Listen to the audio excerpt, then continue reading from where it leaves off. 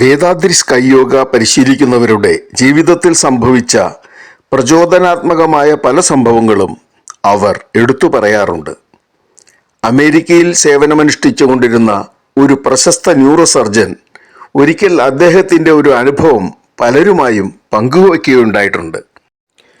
വേദാദ്രി മഹർഷി ഏതാണ്ട് 23 പ്രാവശ്യത്തോളം വിദേശ രാജ്യങ്ങൾ സന്ദർശനം നടത്തി സ്കൈ യോഗയുടെ സന്ദേശങ്ങൾ അവിടെയുള്ളവർക്ക് പകർന്നു നൽകിയിട്ടുണ്ട്. അപ്പോഴെല്ലാം അതാതു രാജ്യങ്ങളിൽ സ്കൈ യോഗ പരിശീലിക്കുന്ന ഡോക്ടർമാരുടെ ഒരു കോൺഫറൻസും സംഘടിപ്പിക്കാറുണ്ട്.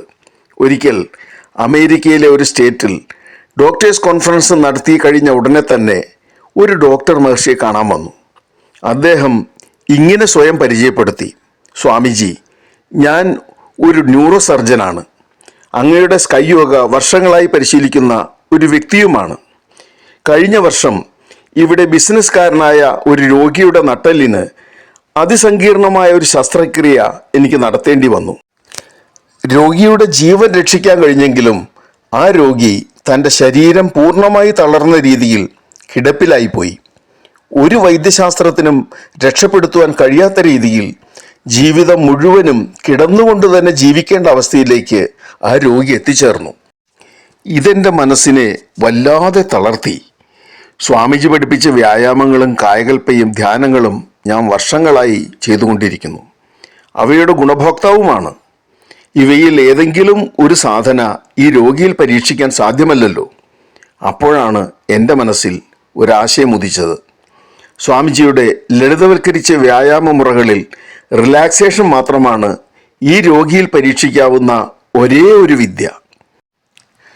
അമേരിക്കയിലെ പലർക്കും ലളിതവൽക്കരിച്ച വ്യായാമ മുറകളിൽ അത്ര താല്പര്യം തോന്നാറില്ല. കാരണം അമേരിക്കക്കാരെ സംബന്ധിച്ചിടത്തോളം വ്യായാമം എന്നത് ശരീരം മുഴുവൻ വിയർത്തുകൊണ്ട് ചെയ്യുന്ന അഭ്യാസങ്ങളാണ്. പൂർണ്ണമായ വിശ്വാസമില്ലെങ്കിലും റിലാക്സേഷൻ എന്ന വ്യായാമത്തെ ഞാൻ ആ കിടപ്പ് രോഗിക്ക് വിവരിച്ചു കൊടുത്തു. കൂട്ടത്തിൽ സ്വാമിജിയുടെ ശബ്ദത്തിൽ റിലാക്സേഷൻ നടത്തുന്ന ഒരു ഓഡിയോ കാസറ്റും ഞാൻ അദ്ദേഹത്തിന് നൽകി. ആ രോഗിയാകട്ടെ തൻ്റെ കിടക്കക്കരികിൽ ഒരു ടേപ്പ് റെക്കോർഡർ വെച്ചുകൊണ്ട് ലളിതമായ വ്യായാമ മുറകളിലെ റിലാക്സേഷൻ പരിശീലിക്കുവാൻ ആരംഭിച്ചു. സ്വാമിജി കാൽപാദങ്ങളിൽ തുടങ്ങി പടിപടിയായി മുകളിലേക്ക് ശരീരത്തെ റിലാക്സ് ചെയ്യുന്ന രീതിയാണല്ലോ അവലംബിക്കാറുള്ളത്. ഈ രോഗിയാകട്ടെ കാലിൽ തുടങ്ങി റിലാക്സേഷൻ നട്ടെല്ലിൻ്റെ ഭാഗത്തെത്തുമ്പോൾ മഹർഷിയുടെ വാചകങ്ങൾക്ക് പുറമെ താൻ നട്ടെല്ലിൻ്റെ രോഗാവസ്ഥയെ കൂടുതൽ അതിജീവിക്കുന്നതായും തൻ്റെ രോഗം പൂർണ്ണമായി ഭേദമാകുന്നതായും ഉള്ള ഓട്ടോ സജഷനും വിഷ്വലൈസേഷനും കൂട്ടിച്ചേർത്ത് പരിശീലിക്കാൻ ആരംഭിച്ചു.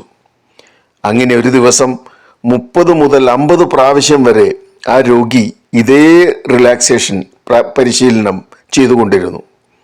ഒരു പ്രതീക്ഷയും ഇല്ലാതിരുന്ന ആ രോഗിക്ക് ഭാരതത്തിൽ നിന്നുമുള്ള ഒരു യോഗീശ്വരൻ്റെ ശബ്ദം ദൈവിക സ്പർശമായി അനുഭവവേദ്യമായി. ആ രോഗി ഈ പരിശീലനം മാസങ്ങളോളം മുടങ്ങാതെ തുടർന്നുകൊണ്ടേയിരുന്നു. ചില അത്ഭുതങ്ങൾ സംഭവിച്ചു സ്വാമിജി. ഇപ്പോൾ ആ രോഗി സ്വയം എഴുന്നേറ്റ് ഒരു വീൽ ചെയറിൽ ഇരിക്കുവാൻ പറ്റുന്ന അവസ്ഥയിൽ എത്തിച്ചേർന്നിരിക്കുന്നു. ആ വ്യക്തി തൻ്റെ ഉയർത്തെഴുന്നേൽപ്പിന് കാരണക്കാരനായ താങ്കളെ കാണുവാനായി പുറത്ത് കാത്തു നിൽക്കുന്നുണ്ട് സ്വാമിജി. തനിക്കുണ്ടായ അവിശ്വസനീയമായ അനുഭവം വിവരിച്ച് ആ ഡോക്ടർ വേദാദ്രി മഹർഷിയുടെ കണ്ണുകളിലേക്ക് നോക്കി. ഡോക്ടർ പറഞ്ഞത് കേട്ട് വേദാദ്രി മഹർഷിക്കും ആ രോഗിയെ കാണുവാൻ താല്പര്യമുണ്ടായി. ആ രോഗിയുടെ വീൽചെയർ വേദാദ്രി മഹർഷിക്ക് മുൻപിൽ വന്നു നിന്നു. വൈദ്യശാസ്ത്രം പൂർണ്ണമായി കൈവിട്ട അവസ്ഥയിൽ തനിക്കൊരു കൈത്താങ്ങായി മാറിയ സ്കൈ യോഗയുടെ ആചാര്യനെ നനവാർന്ന കണ്ണുകളിലൂടെ ആ രോഗി ജീവിതത്തിൽ ആദ്യമായി കണ്ടു. ഈ യോഗീശ്വരൻ്റെ മാസ്മരിക ശബ്ദമാണ് തന്നിലേക്ക് ചേക്കേറിയ ജീവന്റെ സ്പന്ദനമായി തനിക്ക് അനുഭവപ്പെട്ടതെന്ന് അദ്ദേഹം തിരിച്ചറിഞ്ഞു. വേദാദ്രി മഹർഷിയെ തൊഴുതുകൊണ്ട് അദ്ദേഹം ഇങ്ങനെ പറഞ്ഞു: ഗുരുദേവ, അമേരിക്കയിലെ അറിയപ്പെടുന്ന നിരവധി കമ്പനികളുടെ ഉടമസ്ഥനാണ് ഞാൻ. എനിക്ക് ഒരു പുനർജന്മം നൽകിയ അങ്ങയോട് എങ്ങനെ നന്ദി പ്രകടിപ്പിക്കണമെന്നോ അങ്ങയോടുള്ള കടപ്പാട് എങ്ങനെ തീർക്കണമെന്നോ എനിക്കറിയില്ല സ്വാമിജി. ഞാൻ അങ്ങയ്ക്ക് ഒരു ബ്ലാങ്ക് ചെക്ക് ഒപ്പിട്ട് നൽകുന്നു. ഇത് അങ്ങ് സ്വീകരിച്ചാലും. ഇതിനു മറുപടി എന്നോണം വേദാദ്രി മഹർഷി പറഞ്ഞു, എന്നോട് ക്ഷമിക്കൂ സുഹൃത്തേ, ഞാൻ ഈ ചെക്ക് ഇപ്പോൾ സ്വീകരിക്കുന്നില്ല. സ്കൈ യോഗയിലെ ഒരു വ്യായാമം മാത്രം ചെയ്തുകൊണ്ട് താങ്കൾ ആരോഗ്യത്തിൽ ഇത്രയേറെ പുരോഗതി നേടിയിരിക്കുന്നു. ഇപ്പോൾ താങ്കൾക്ക് ഇരുന്നു കൊണ്ടുള്ള വ്യായാമങ്ങളും ധ്യാനരീതികളും എല്ലാം ചെയ്യുവാൻ കഴിയും. താങ്കൾ തുടർന്നും അവയെല്ലാം പഠിച്ച് പരിശീലിക്കൂ. അടുത്ത വർഷം ഞാൻ വീണ്ടും അമേരിക്കയിൽ വരുമ്പോൾ ഈ വീൽചെയർ ഒഴിവാക്കി നടന്നുകൊണ്ട് വേണം താങ്കൾ എന്നെ കാണാൻ വരേണ്ടത്. അപ്പോൾ ഞാനിത് സ്വീകരിക്കാം. വേദാദ്രി മഹർഷിയുടെ ഈ വാക്കുകൾ വിശ്വസിക്കുവാൻ ആ ബിസിനസ്സുകാരനായ രോഗിക്ക് ബുദ്ധിമുട്ടായിരുന്നു. മഹർഷിയുടെ ഈ ഒരു പ്രതികരണം ആരും പ്രതീക്ഷിച്ചതായിരുന്നില്ല. ആ വാചകങ്ങളിലൂടെ ഒരു ഗുരുവിൻ്റെ മഹത്വം സമ്പത്തല്ല, മറിച്ച് തൻ്റെ ശിഷ്യൻ്റെ പരിപൂർണമായ ആരോഗ്യമാണ് അദ്ദേഹം ആഗ്രഹിച്ചത് എന്ന് സാക്ഷ്യപ്പെടുത്തുന്നു. അപ്രകാരം തന്നെ സംഭവിച്ചു. രോഗിയായ ആ ബിസിനസ്സുകാരൻ സ്കൈ യോഗയിലെ ലളിതവൽക്കരിച്ച വ്യായാമങ്ങൾ, കായകൽപ്പയോഗ, വിവിധ ധ്യാന രീതികൾ എന്നിവ ചെയ്തുകൊണ്ട് തൻ്റെ ആരോഗ്യത്തെ പൂർണ്ണമായി നേടിയെടുത്തു. ഒരു വർഷത്തിന് ശേഷം വേദാദ്രി മഹർഷി വീണ്ടും അമേരിക്കയിലെത്തിയപ്പോൾ ആ ബിസിനസ്സുകാരൻ വീൽചെയറിൻ്റെ സഹായമില്ലാതെ ആത്മവിശ്വാസത്തോടെ നടന്നു വന്നുകൊണ്ട് മഹർഷിക്ക് മുൻപിൽ വന്നു നിന്ന് തൊഴുതുകൊണ്ട് ഇങ്ങനെ പറഞ്ഞു, ഗുരുനാഥ, അങ്ങയുടെ സങ്കല്പം പോലെ തന്നെ എനിക്ക് പൂർണ്ണ ആരോഗ്യം കൈവന്നിരിക്കുന്നു. വൈദ്യശാസ്ത്രത്തിന് ഇന്ന് ഞാൻ ഒരു അത്ഭുത പ്രതിഭാസമാണ്. അങ്ങ് കഴിഞ്ഞ വർഷം എനിക്ക് നൽകിയ വാക്ക് പാലിക്കൂ. ദയവായി ഈ ബ്ലാങ്ക് ചെക്ക് സ്വീകരിക്കൂ. വേദാദ്രി മഹർഷി ആ വ്യക്തിയെ നോക്കി ഇങ്ങനെ പറഞ്ഞു, സുഹൃത്തേ, താങ്കളുടെ നിശ്ചയദാർഢ്യവും കഠിന പ്രയത്നവുമാണ് ഈ പ്രതിസന്ധിയിൽ നിന്നും താങ്കളെ കരകയറ്റിയത്. ഈ ചെക്ക് അല്ല താങ്കൾ എനിക്ക് തരേണ്ട ഗുരുദക്ഷിണ. ഒരത്ഭുതത്തോടെ ആ ബിസിനസ്സുകാരൻ മഹർഷിയെ നോക്കി ഇങ്ങനെ ചോദിച്ചു, സ്വാമിജി, അമേരിക്കയിൽ എനിക്ക് അനേകം വീടുകളുണ്ട്, നിരവധി കമ്പനികളുണ്ട്, ഒരുപാട് കമ്പനികളിൽ ഷെയറുകളുണ്ട്.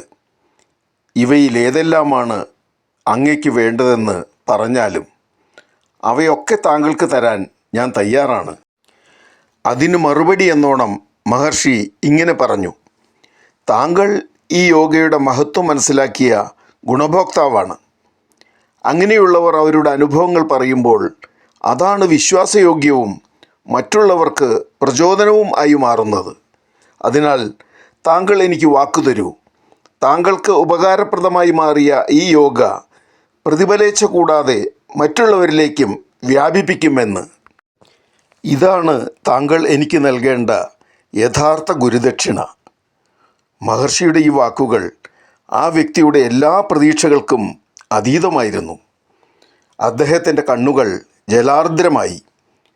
ഒരു വിതുമ്പലോടെ, തൊഴുകൈയോടെ അദ്ദേഹം വേദാദ്രി മഹർഷിക്ക് മുൻപിൽ നിന്നു.